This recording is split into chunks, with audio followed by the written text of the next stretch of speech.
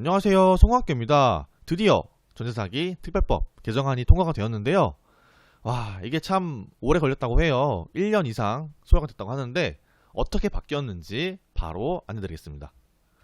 우선은 기존에 있던 전세사기 특별법은 전세사기 피해자들을 보호하고 전세사기 재발을 방지하기 위해서 만들어진 특별법인데요.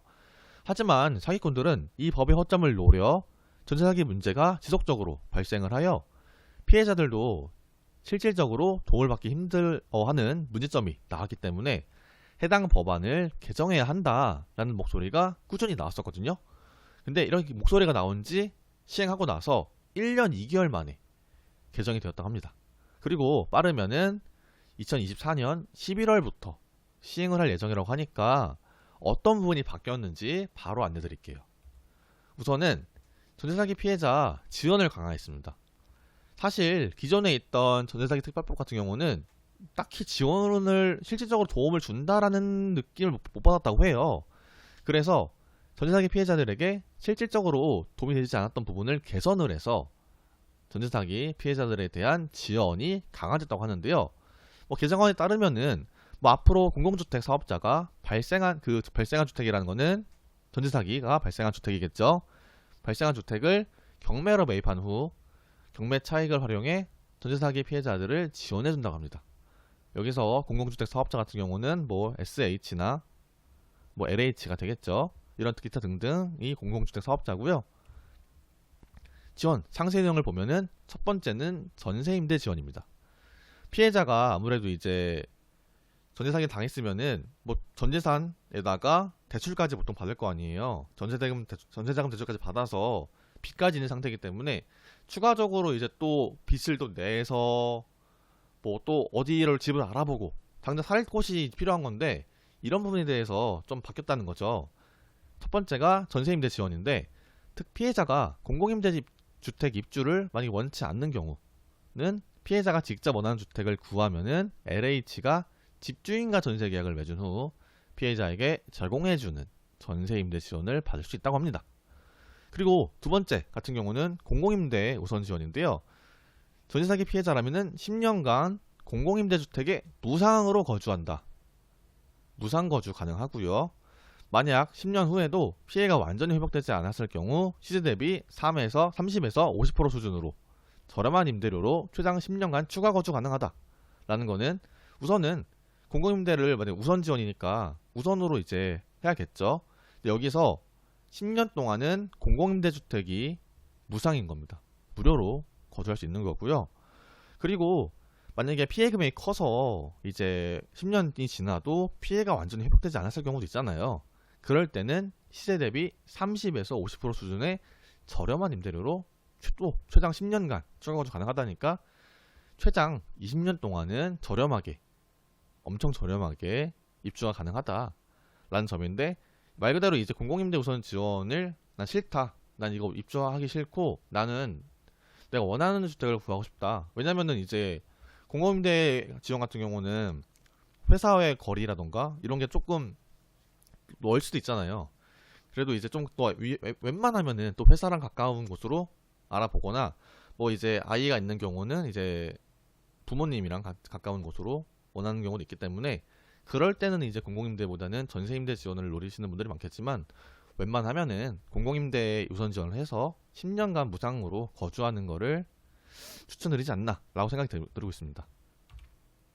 그리고 이제 가장 중요한 특별법 적용 대상인데요. 우선은 이제 설명드릴 총 4가지 여건을 충족을 해야 돼요. 원래는. 근데 만약 충족하지 않더라도 일부 지원도 받을 수 있다고 하니까 이 부분도 참고해 주시고 만약에 내가 해당하지 않더라도 나 무조건 못 받는구나 이게 아니고 일부 지원은 받을 수도 있다. 이 부분 참고 부탁드리고요. 첫 번째는 전입신고 및 확정일자 받았는지 이건 기본이긴 한데 이거를 안 했을 경우도 있잖아요. 그럴 경우에는 임차권 등기를 마친 후 경우 및 전세권 설정이 유효한 경우도 인정해 준다고 하니까 이 둘 중에 하나인지 확인 체크 부탁드리고요. 그리고 두 번째는 임차보증금이 5억 원 이하인지 인데 단 시도별 피해자 여건 고려를 해서 2억 원 상향 조절이 가능하기 때문에 최대 7억이라고 합니다. 근데 웬만하면은 뭐 7억 이하, 전세 7억 이하겠죠, 웬만하면요. 왜냐면은 좀 그 정도 그 이상에 대한 전세 사기면은 거의 매매가가 엄청 비싼 곳일 텐데 거의 아파트급일 것 같거든요. 그 정도는. 뭐 웬만하면은 거의 빌라나 이제 오피스텔이 전세 사기가 많기 때문에 5억 원 이하, 뭐 7억 이하 같은 경우는 웬만하면 다 되지 않을까 싶습니다. 그리고 세 번째 같은 경우는 2인 이상의 임차인에게 임차보증금 반환 채권을 변제받지 못하는 피해가 발생했거나 발생할 것으로 예상이 되는지인데요.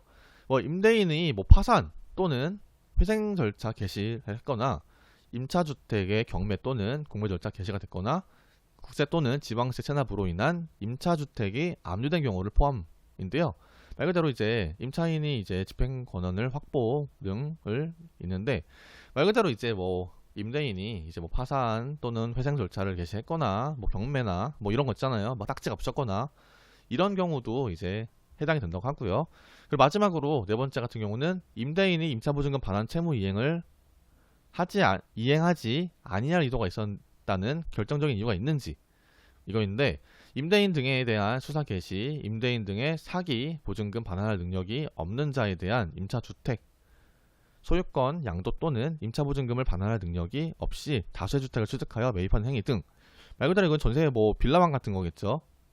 뭐 딱히 이제 뭐 임차보증금 반환할 능력이 없는데 뭐 전세금으로 또 이제 그 건물로 대출을 또 받아서 또 받고 말 그대로 이제 빌라방들의 보통 이제 그런 특징들이기 때문에 이제 그런 부분에 대해서 그런 집주인이 그런 사람인지 이런 걸 보는 것 같아요. 그리고 또 중요한 게 전화, 녹음 또는 문자로 답변을 받아야 합니다. 예를 보통 이제 3개월이나 2개월 전에 보통 말을 하잖아요. 그때 집주인이랑 통화를 제대로 해서 녹음을 해야 돼요. 뭐 통보 안 됩니다. 무조건 답변을 받아야 되는데요. 뭐 예를 들면은 전화를 해서 저 뭐 예를 들어서 이제 11월 2일에 만료면은 저 11월 2일 날 만료인데 짐 빼겠다, 방 빼겠다, 전세 계약 연장하지 않겠다 라는 부분을 정확히 인지시켜주고 집주인도 알겠다라고 답변을 받아야 됩니다. 이거를 전화가 안 되면은 문자라도 답변을 받아야 되는데요. 그래서 뭐 예를 들어서 몇 월 며칠 여기 지금 어떤 건물에 몇 호 지금 뭐 누구누구인데요. 저 11월 4일까지 이제 전세 계약 만료여서 추가로 전세 계약 연장하지 않고 이제 뭐 계약 만료를 하겠다 라는 거를 정확하게 문자로 명시를 해서 집주인이 오케이 뭐 답장이 오면은 그거는 이제 인정이 되지만 그게 아니라면 인정이 안 된다고 하니까 반드시 정확하게 인지를 시켜줘야 되고 답변을 받아야 됩니다. 이 부분 참고 부탁드릴게요. 그리고 전세사기 특별법 지원 절차가 있는데요. 전세사기에 관련된 서류를 들고 피해 주택에 관할 시 도청이 접수를 하면 지자체에서 피해 조사를 마친 후 국토교통부 결과를 송부를 해줘요. 그래서 두 번째 같은 경우는 조사 결과를 바탕으로 국토교통부에서 위원회에 안건을 상정하게 되면은 임차인에게 30일 이내로 결과를 안내해주고요. 전세사기 피해자로 결정이 완료가 된다면은 임차인은 법원이나 한국토지주택공사, 주택도시보증공사 등 관계기관에 피해 지원 신청을 하시면 됩니다. 지금까지 전세사기 특별법 개정에 대해서 안내드렸고요. 영상이 괜찮았다면 구독, 좋아요, 알림 설정까지 부탁드릴게요. 감사합니다.